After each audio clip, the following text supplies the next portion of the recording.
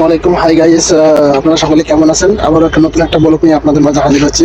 সেই উত্তরবঙ্গের রাজধানী যাকে বলা হয় বৃহত্তম রংপুর বিভাগ, সেই বিভাগের মধ্যে যে দর্শনীয় জায়গা আছে এর মধ্যে রংপুর চিড়িয়াখানাও একটি দর্শনীয় জায়গা। তো আসলে এই চিড়িয়াখানায় কি কি আছে এবং কোন কোন জন্তু এবং পশু পাখি আছে অবশ্যই আপনাদের মাঝে ভিডিওর মাধ্যমেই তুলে ধরবো। আশা করি পুরো ভিডিওটির সঙ্গে থাকবেন। Let's go. ওয়েলকাম রংপুর চিড়িয়াখানা। তো এখন আপনাদের মাঝে রংপুর চিড়িয়াখানার যে সামনে গেটটি, এই দৃশ্যটি আপনাদের মাঝে দেখাচ্ছি এবং ভেতরে প্রবেশ করেছি এবং ময়না পাখি পাশাপাশি রয়েছে টিয়া পাখি। তো আমাদের সকলে পরিচিত এই দুই পাখি। তো আমরা ইতিমধ্যে একটু আগিয়ে যাব এবং আপনাদের মধ্যে আরো কিছু পাখির সাথে পরিচয় করে দিতেছি।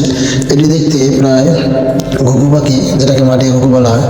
এবং আমরা এরপরে চলে আসতেছি সেই সকলের প্রিয় বানর, একে আমরা লাল বানর নামে পরিচিত। এরা দলবদ্ধভাবে বসবাস করতে ভালোবাসে এবং এরা প্রায় একটি দলে 10 থেকে 100 জন পর্যন্ত বসবাস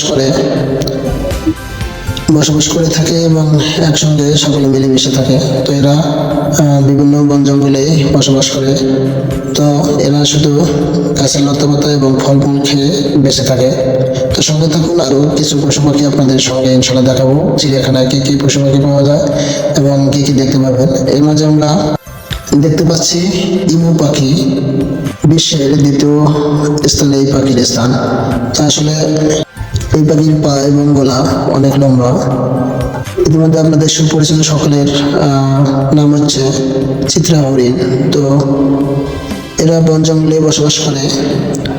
তো এরা বিভিন্ন দেশে পাওয়া যায়, যেমন বাংলাদেশ, ভারত, চীন, ভুটান ও শ্রীলঙ্কায় এদের বসবাস। তো এদেরকে পাওয়া যায় এখানে আরো দেশে জায়গা দিয়েছে। এবং ইতিমধ্যে আমাদের বাংলাদেশের সেই পরিচিত রয়্যাল বেঙ্গল টাইগার, এখানে দুইটি রয়্যাল বেঙ্গল টাইগারও রয়েছে।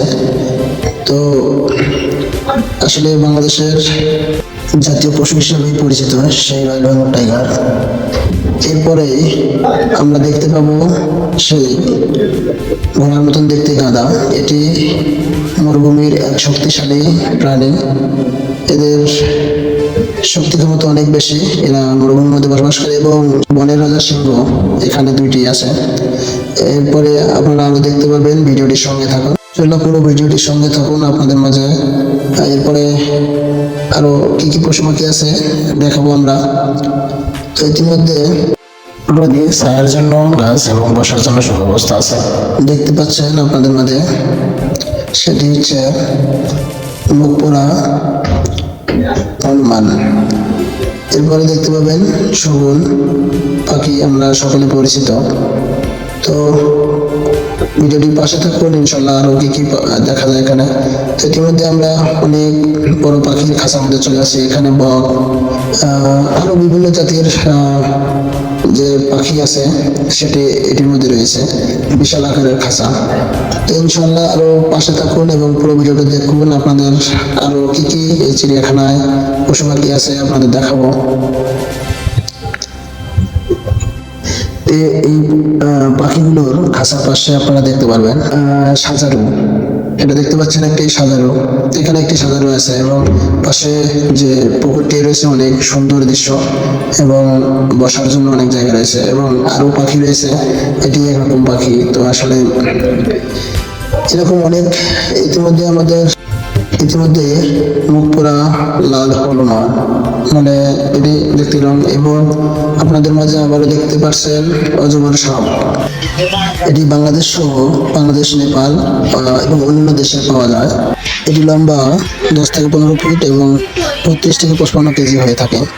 তো ইতিমধ্যে আপনারা আরো দেখতে পাচ্ছেন খরগোশ, যা বন জঙ্গলে বিভিন্ন জায়গায়। এবং কুমির, এর গায়ে দাঁড়ানো কাঁটার মতন আছে এবং সে মিঠা পানি সহ অন্যান্য খাল বিল এবং নদী নালাতেও দেখা যায়। ইতিমধ্যে আপনাদের পাশে দেখতে পাবেন গরিলা, যেটি দেখতে প্রায় কুমিরের মতন। এটি নোনা মাছ 1.75 কেজি খেয়ে থাকে। এটি বাসে 30 বছর পর্যন্ত। এরপর আপনারা দেখতে পেয়েছেন অনেক সুন্দর ময়ূর পাখি, যা সকলের কাছে পরিচিত। নিজেকে ঠান্ডা রাখার জন্য পানির মধ্যে একটানা 15 ঘন্টা পানিতে ডুবে থাকতে পারে। এর উচ্চতা 132 হতে 163 পর্যন্ত। এর ওজন 1600 কেজি হতে 3200 কেজি পর্যন্ত হয়ে থাকে।